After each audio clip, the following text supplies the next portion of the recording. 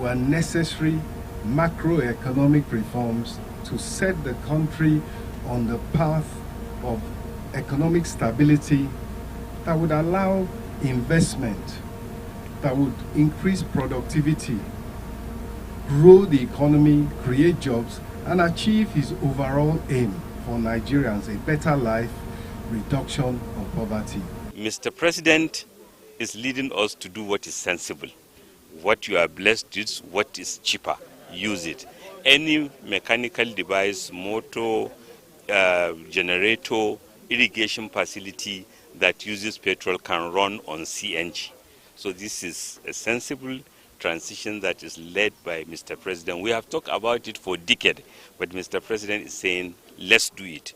Representatives of the union expressed satisfaction over various endeavors by government to cushion the plight of Nigerians occasioned by global economic challenges.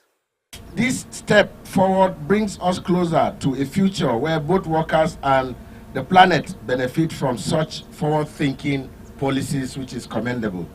As a representative of over 40 million Nigerian students, today we are happy that the President of the Federal Republic of Nigeria have kept to his promise. I want to believe that it's just the takeoff, that clearly we will get more buses. This is the first in series of such initiatives lined up by government towards the implementation of the policy. In Abuja, Deborah Balagubo, Nta News. And in a bid to reduce the cost of transportation, the Enugu state government has begun the process of transitioning to compressed natural gas vehicles. Chika Ugu reports that the Commissioner for Transport, Dr. Obi Ozo, disclosed this while briefing newsmen on the outcome of the state's Executive Council meeting presided over by Governor Peter Mba. The move by the state government to transition from PMS to CNG means of transportation, the Transport Commissioner said will help cushion the effect of fuel price hike in the country. He disclosed that the state government has entered into a partnership agreement with a private firm for the conversion, with plans concluded to buy buses as well as provide a conducive and enabling environment for the private sector to invest in the transport space. When you are going through Ugwonyama, you will see that there is a massive construction going on that hill on your right hand side, and that is the CNG mother station that will serve the entire southeast. And then in the next few weeks, you'll start seeing the ancillary daughter station, which is like filling stations. And anybody that is interested in the conversion from petrol to CNG can always come to our ministry. The Secretary to the State Government, Professor Chidebere Onya, also said the ESCO had approved the creation of a new ministry called Ministry of Energy and Natural Resources to serve as a supervising ministry to handle all state government engagements in energy and mineral resources. This ministry will take effect, and most of their role, the mandate includes oversight of most of our investment opportunities within the solid mineral space, and also to help catalyze investments in the energy space, renewable energy space, and also in our coal to power space. The government functionaries further explained that these initiatives are in line with Governor Mba's commitment to improve the living standard of the people and grow the state's economy. In Enugu, Chika Ugu, NTA News. Elsewhere, experts have attributed low patronage of waterways transportation to safety concerns by passengers. Lanre Gbelegi takes a look at measures designed to bring attitudinal changes and boost the sector. There have been records of hazards bedeviling the nation's inland waterways. Is it the recklessness and incompetency of some captains and boat operators? Poorly constructed jetties, insufficient and substandard safety jackets, presence of waste on water surfaces, or the attitude of some passengers themselves? Water is completely different from road. If you have incidents on the road, You can stay by the roadside. You see help. You see somebody that will help you. A passerby will help you. But in water, as soon as the thing happened, your time start counting. There's also issues of overloading from jetties based on connivance of some boat operators and passengers. Some operators lament on the tussle that often occurs between them and their passengers when they try to inform them about safety rules on water. Now, if we are loading, we ask some of them to just, the boat is, look at that boat now, you see, before you know now, you see that the boat will start bending. You understand? They will know, if you go there now, so try to balance the boat, they will start harassing us. So that we have to take it personal with them. Non-compliance of safety regulations has hindered the development of this transportation system, and this had made the federal government, through its agency, set up a constant monitoring system coupled with a gazetted document for all involved in inland water transportation in the country. In Lagos, Larry Bilayi, Nta News. The National Hydroelectric Power Producing Areas Development Commission and Hyperdeck has distributed 33 modern fiberglass boats to 10 of its benefiting states to checkmate maritime tragedies in their various communities. Fatima Usman reports that the inauguration was held at the Hyperdeck headquarters in Minna, Niger State. The choice of the 33 fiberglass boats by the National Hydroelectric Power Producing Areas Development Commission and Hyperdeck to 10 of its benefiting states is for its significant features of durability and safety, as the boats offer superior navigation over wooden ones, which are vital in mitigating the reoccurrence of boat mishaps that have plagued the riverine communities over the years. The initiative is also part of the Commission's broader vision to revolutionize marine transportation in all Hyperdeck communities by strengthening trade networks and enhancing community connectivity. Hyperdeck is actively protecting lives, easing transportation, and ensuring that our waterways remain a source of livelihood. These boats are not simply a gift, they are a responsibility. You must ensure that they are maintained properly, safety protocols are adhered to, and that they are used for the benefit of all. People of vested interest at the engagement, including Managing Director Niwa, described the inauguration of the modern glass boat as life-changing for all waterways users, even as they solicit for more collaborative efforts in this sector. The 10 states that benefited from this gesture of the Hyperdeck include Niger, Kogi, Kwara, Kaduna, Plateau, Nasarawa, Kebbi, Benue, Taraba, and Bauchi states. In Minna, I am Fatima Usman, NTA News. This is the news at 10 on Nta News 24. More reports in a moment. Stay with us.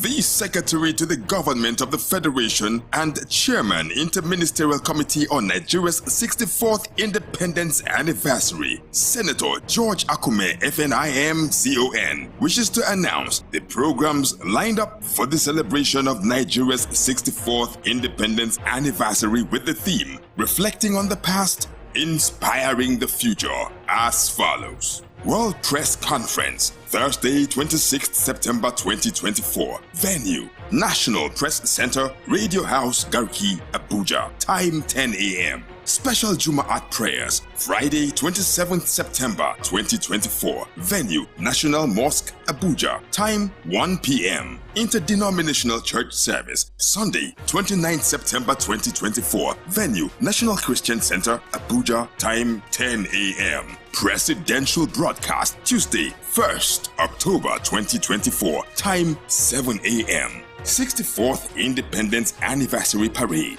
Tuesday, 1st October 2024. Venue, Presidential Villa. Time 10 a.m. All invited guests are to be seated by 9 a.m. Announcer Mohammed Idris FNIPR, Honorable Minister of Information and National Orientation, and Chairman, Media and Publicity Subcommittee.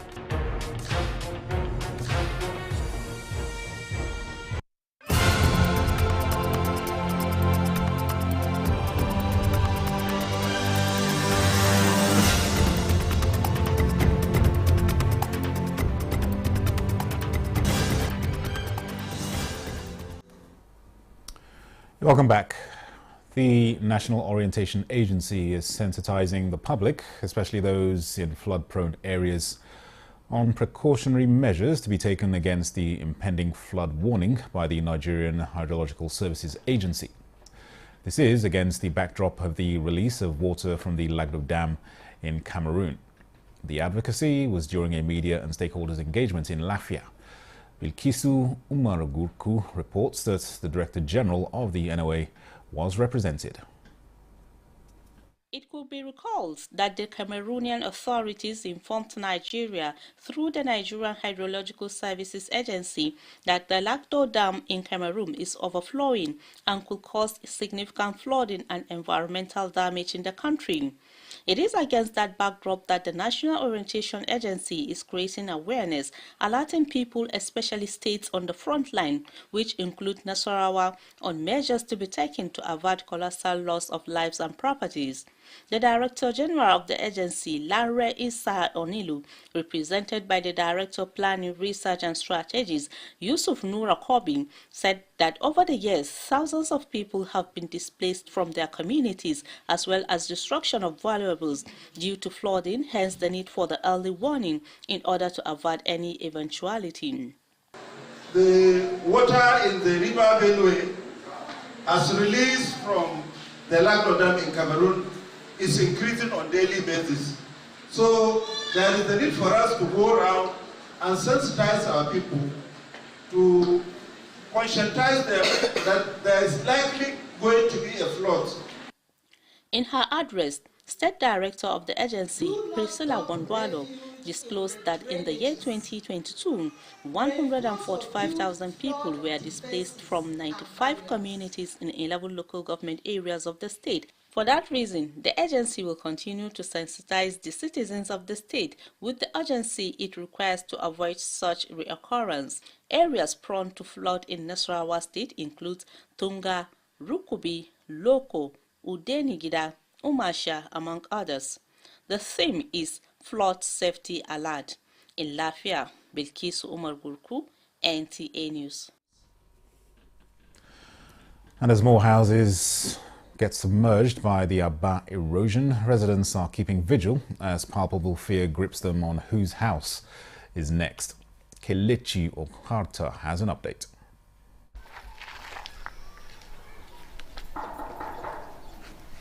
78-year-old Pa Innocent Odnakachi is afraid that the only house he built during his years in service is about to be submerged by the ravaging erosion.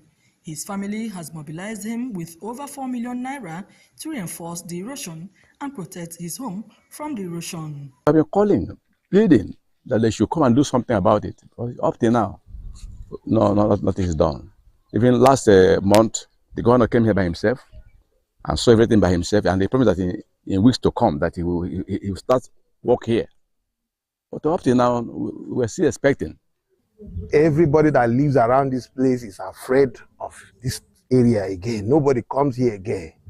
Houses, shops, and even a worship center have so far been washed away by the erosion, which has equally cut off many from accessing their houses. Pa Innocent narrated how many unsuspecting Nigerians have fallen into the deep, frequently calling on the Ecological Fund, Abia State government, to save them. In Aba, Kelechi Okata, Nta News. On to security matters now. In continuation of its sustained intensive air operations against armed terrorist hideouts in Kaduna State and environs, the Nigerian Air Force under Operation World Punch has destroyed a terrorist logistics base at Yadi Forest in Giwa local government area of Kaduna State.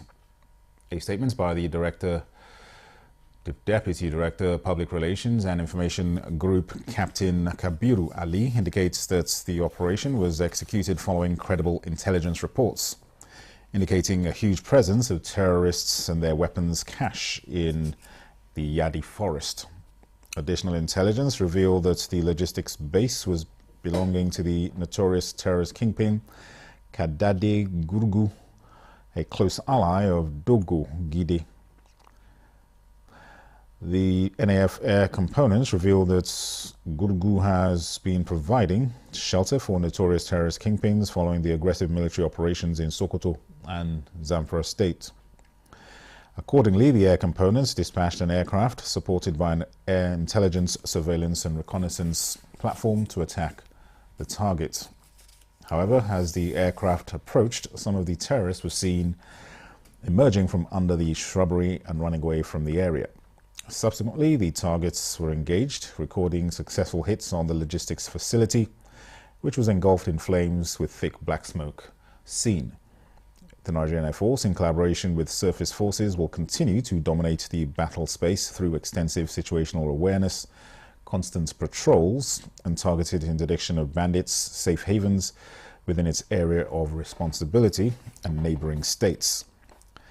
This aims to decimate and flush out terrorism and criminal activities within the Northwest and North Central region.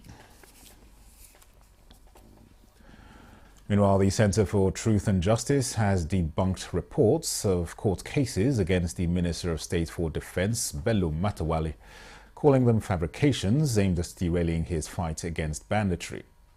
At a media briefing in Abuja, the group of lawyers said, having meticulously examined court records, it found no evidence to support these claims.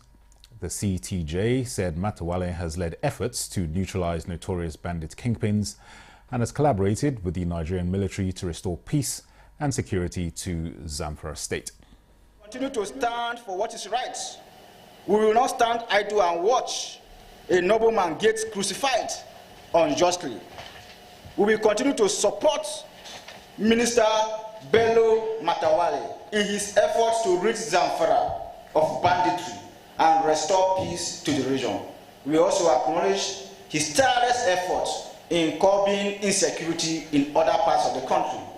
We will also continue to expose the lies of those who seek to destabilize Zamfara State. We call on Nigerians to stand with us in this fight for justice, truth, and security. The group urged those thwarting the efforts of the minister and the military in curbing banditry in Zamfara State to have a rethink and called on the media to verify sources and report accurately. The Commandant General of the Nigeria Security and Civil Defense Corps, Dr. Ahmed Abubakar Audi, has directed immediate dismissal and diligent prosecution of an officer of the Corps who was recently arrested by the police for allegedly supplying weapons and hard drugs to terrorists in Zamfara State. The NSCDC Commandant, Zamfara State Command, Sani Mustafa, who stated this at a media briefing in Gusau, reiterated the Corps' zero tolerance for misconduct. Jamilu Ibrahim has more.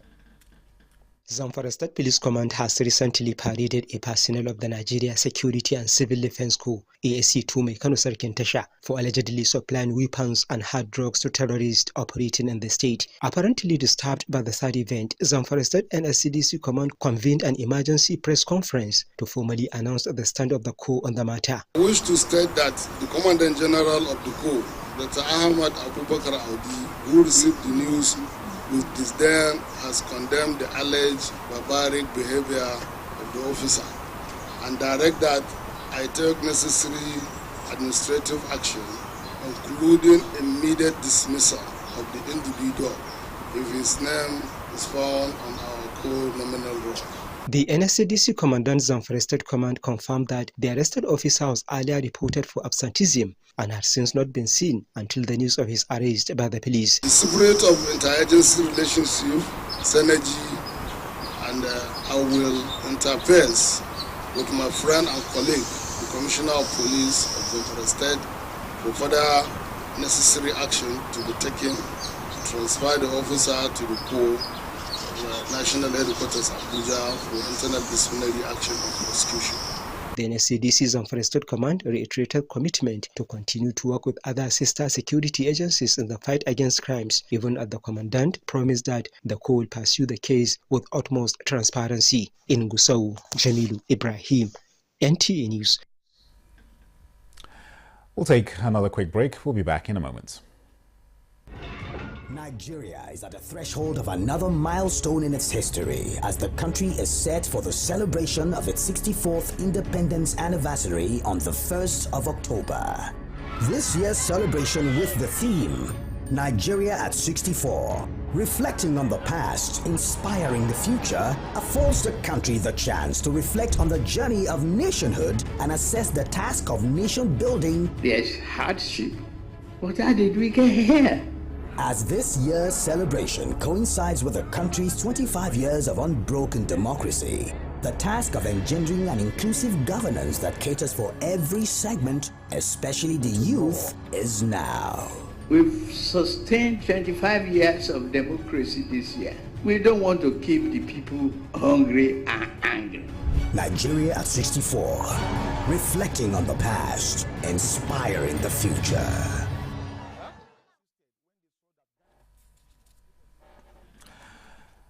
More than 200 rangers, hunters and women have been trained on the use of technology in biodiversity and habitat monitoring to make the planet healthier for both present and future generations.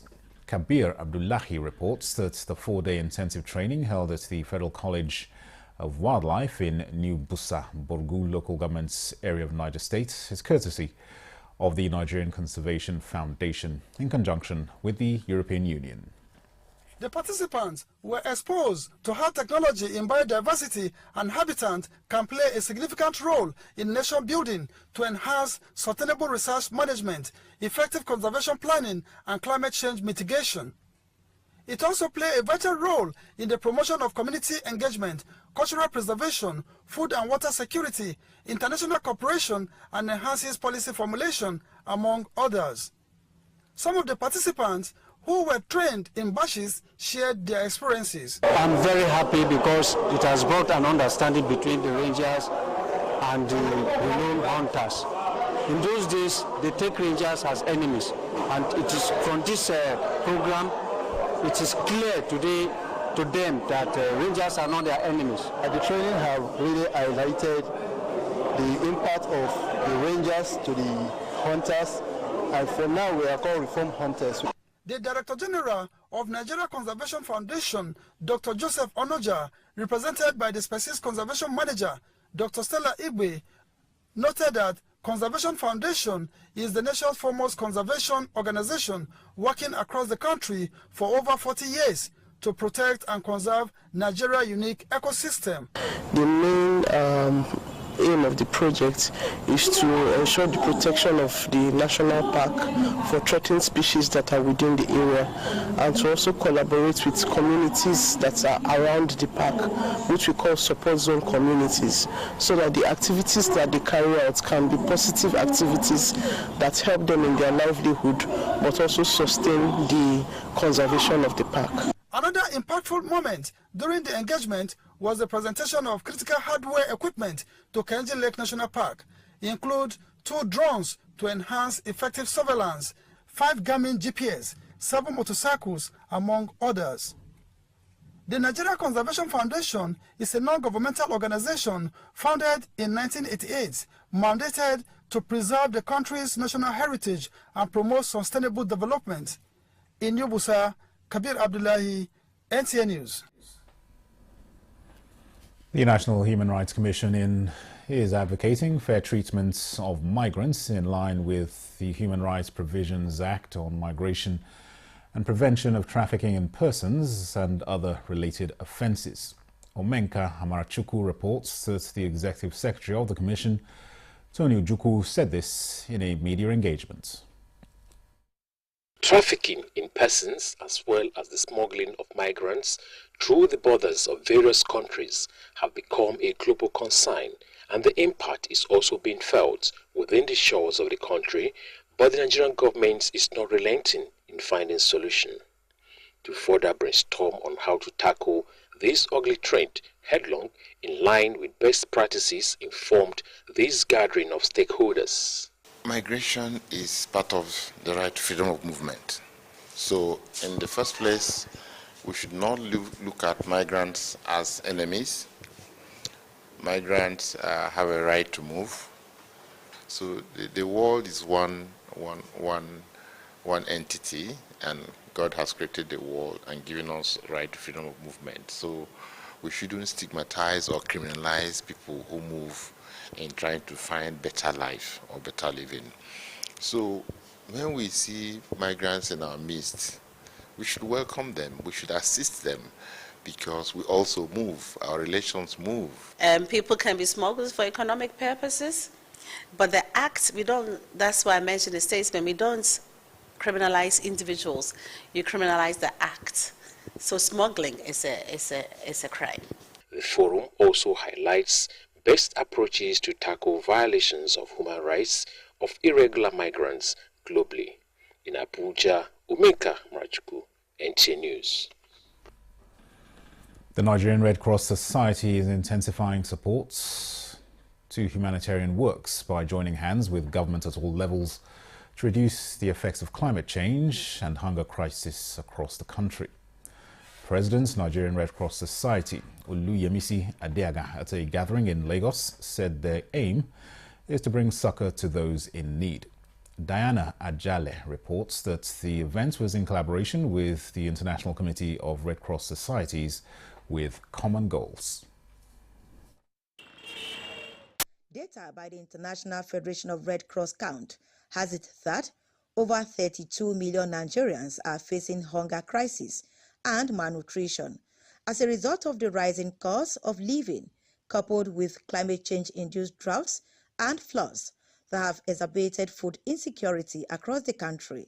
The Nigeria Red Cross Society, always in the front line of providing humanitarian services in times of crisis, are however worried about the devastating consequences for people's health and well-being, prompting this fundraising evening to effectively bring relief to affected victims, which include displaced persons by flooding in Maiduguri. The need to keep humanity alive, to be able to give hope to the hopeless, is rising on a daily basis, beyond bands and beyond budgets. The International Federation of Red Cross from Britain, Sweden, Italy, Norway and Turkey are collaborating with the Nigerian Red Cross Society to expand its efforts in combating food insecurity, access to clean drinking water, and improved sanitation. There are 200 million Nigerians, and only about 32 million of them are hungry. So we are appealing to 272 million or 270 million rest of Nigerians to say we can come together and we can share our humanity with the people who are not so privileged as some of us. Investing in prevention is a lot cheaper than reacting to a disaster. Organizers are hopeful that this call to action, being championed by all, will help each other address the humanitarian challenges confronting the country. The theme of the program is Keeping Humanity Alive. In Lagos, Diana Ajale, NTA News. Now across Nigeria, a vibrant community of over 3 million deaf individuals strives for equal access and opportunities. For them, sign language is more than just a means of communication. It is a lifeline to education, employment, and social inclusion. Gufan Shaji Ugwanyi sheds light on this community's quest for awareness and recognition. Sign language has a rich history, tracing back to ancient civilizations. With over 300 distinct sign languages worldwide, Nigerian Sign Language emerged in the 1960s, blending local gestures and American Sign Language elements. Nigerian Sign Language is integral to deaf identity, self-expression, and cultural heritage. However, Nigerians' deaf community faces daunting challenges.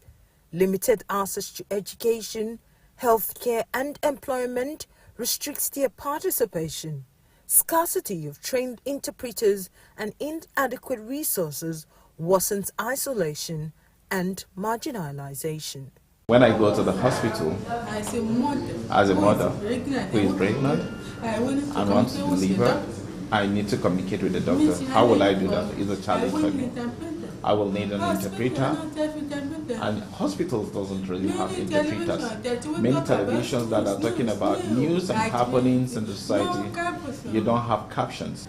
and that exclude the deaf people from the society. And it is important for us to be able to really recognize the deaf people in society and bring everyone along. Our hope is on access to jobs, access to health. Sign language interpreters, we are also demanding that the government should recognize sign language interpreters as professionals, because the work is a professional work and it demands a lot of responsibility on sign language interpreters, like interpreters in the court, for example. If you are not well trained or certified and you go to the court system and the deaf person is jailed because of wrong interpretation, you can see how that can have effects.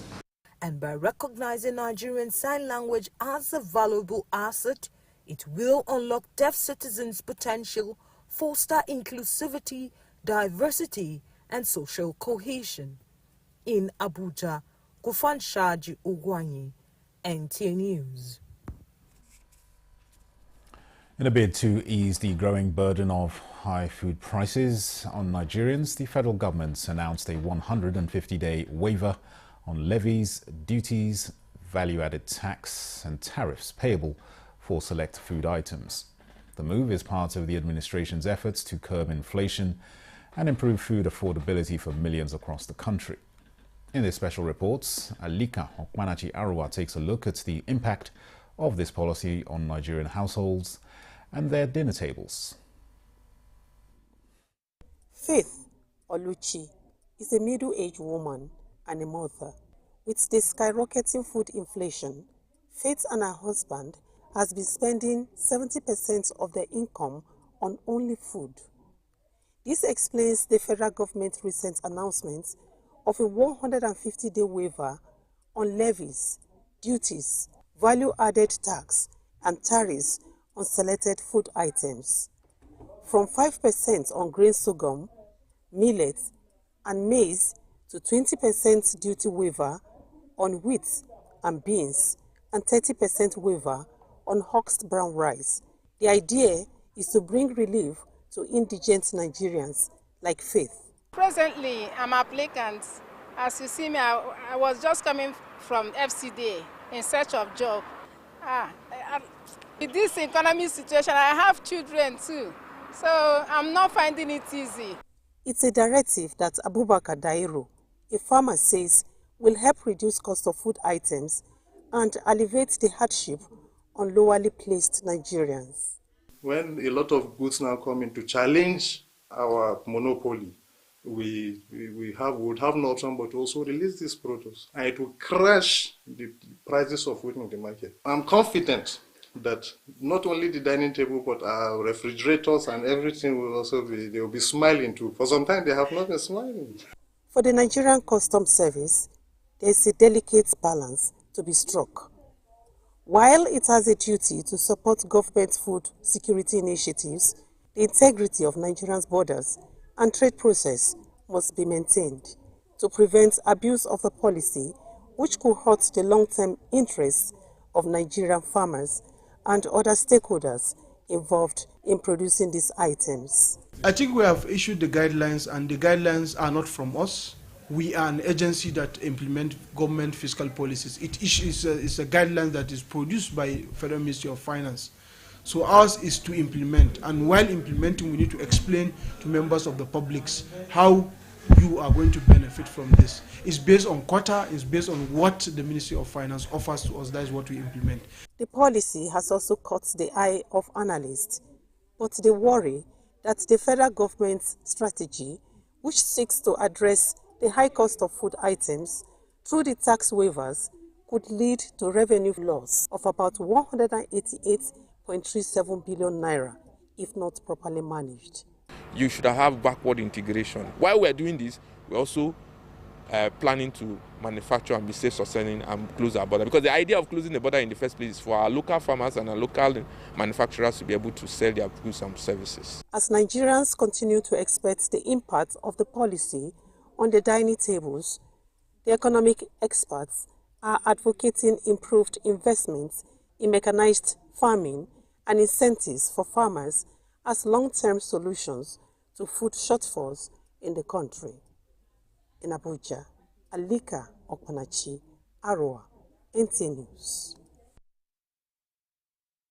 Alfred Austin once said, "The glory of gardening, hands in the dirt, head in the sun, and heart with nature." Indeed, many women are not just getting their hands dirty and heads in the sun. They found that Every Home, a garden initiative, to be a powerful way to connect with nature. And they're not just growing food, they're cultivating resilience, self-sufficiency, and a sense of empowerment. In this special report, Alika Okwanachi Arua shows us how women in Abuja are turning their backyards into sources of strength and sustenance.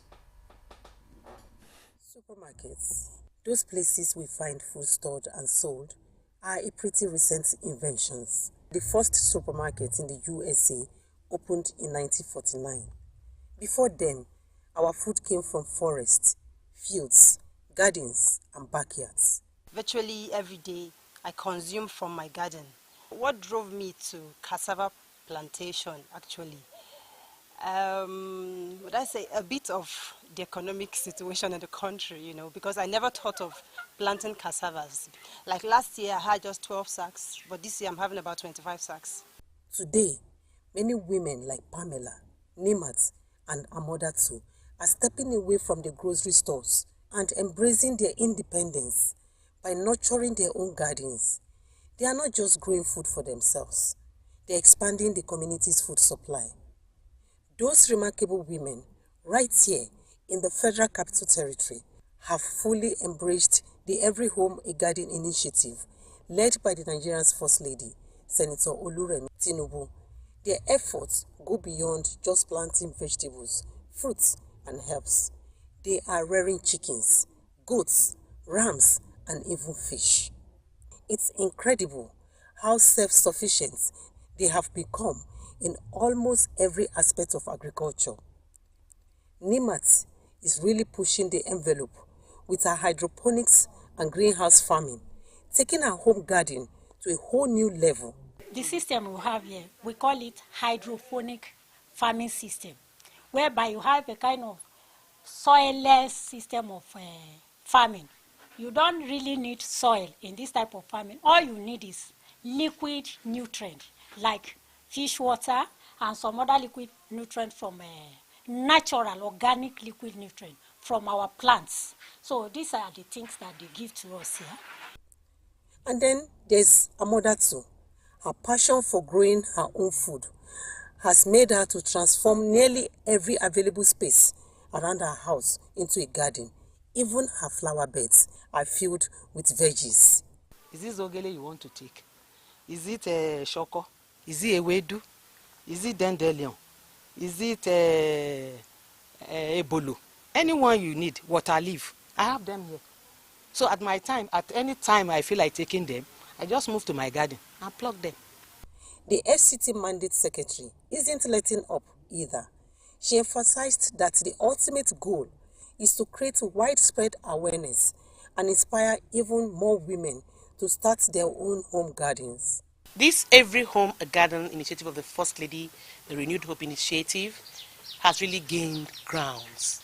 At least you've seen a little of what we've done.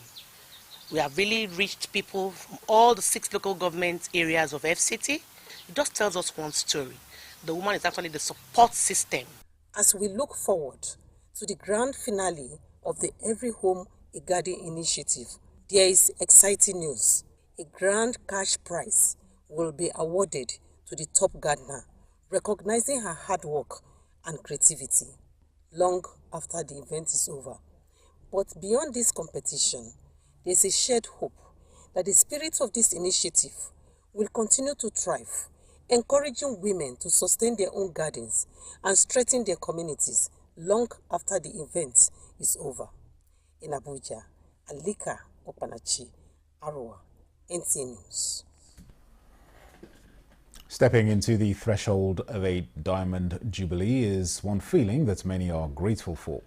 And celebrating such a milestone is no doubt a big deal, but bigger it is when it coincides with the time to start enjoying some form of break from work.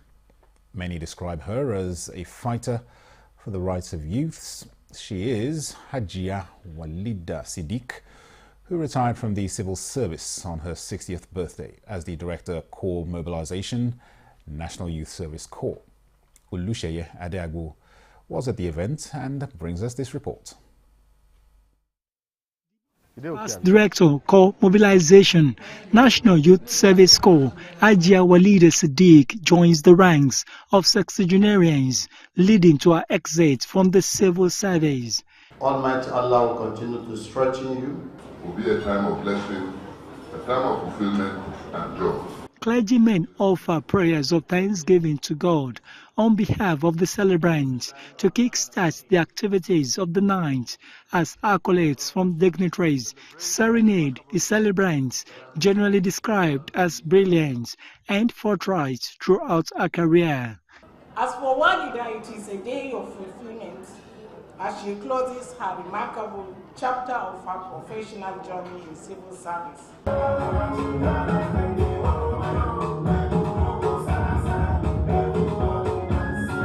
Attaining 3 scores on hearts is no doubt a blessing, and even more special for Walida Siddiq, using more than 3 decades, adding value to Nigerian youths. She says this can only be by the grace of God. Working with the youth is not too challenging because in most cases you have to behave like a youth yourself so that you will be able to enter into them. Challenges, well, they are bound to happen, but most of the challenges are now experiences that I've garnered, and I've lived with those challenges. The Committee of Youth Mobilization and Sensitization has put together this retirement dinner that plays host to political office holders, including the Minister of State, Youth Development, advocates of rights of youths, close friends and family members. The celebrant is a rare gem. She's an alpha female. She destabilized Nigeria. It is a wake-up call to all of us that are being given 1 or 2 positions to serve Nigerians. To do what? To search our conscience. Are we doing the right thing? Or are we just here to satisfy our own conscience, our family member and cronies? She has done well, so we just use this opportunity to do what? To set a standard so that people will know that, yeah, truly, as a body, we are taking note of people that are in the corridor of power that are given position or opportunity to serve the public. So my message for the young people is that a Rome is not built in a day. It is a process, and this process is what we are in now, and the process is what we are seeing with what she has done, and everybody are here to celebrate her. And to also tell her that we appreciate everything that she did in NYSC, and even as she's retiring, we know that she will still offer her services back to the country. I just want to congratulate her on this occasion of her retirement.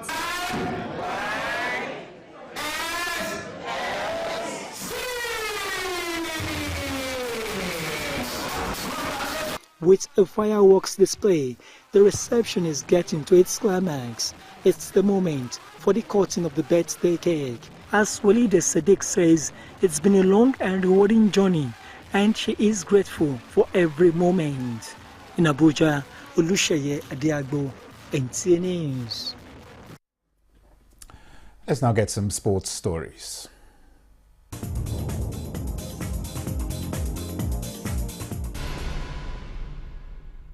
Rafael Onyedika has been nominated for Club Brugge's Player of the Month for September.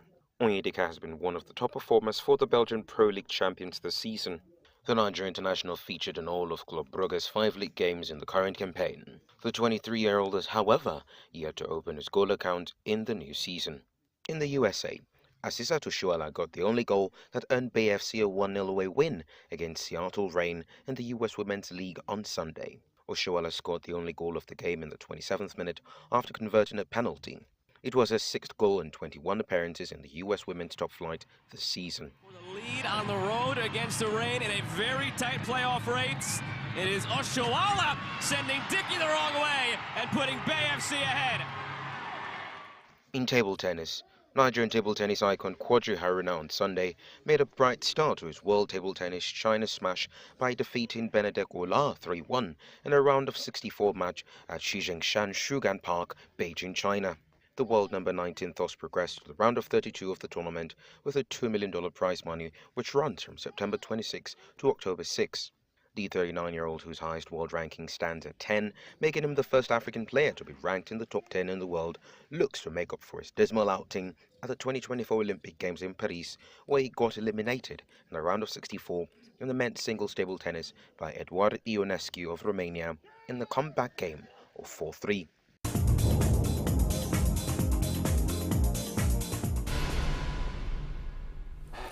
And let's now head to the foreign scene.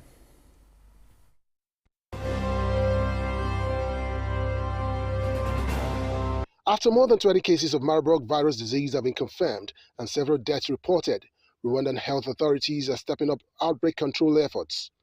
Cases of the virus have been confirmed in several of the country's districts.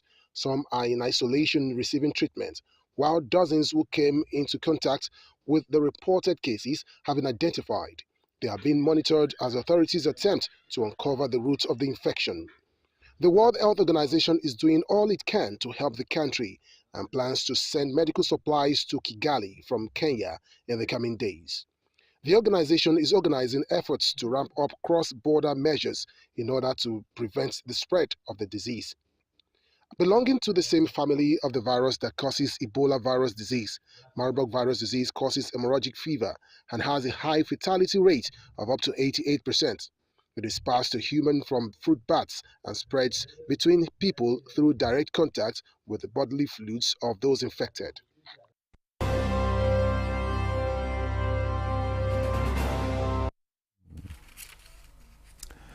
That concludes the news at 10 on Nta News 24. Thank you for watching. I am Dennis Adekunloye. There'll be an update at the top of the hour.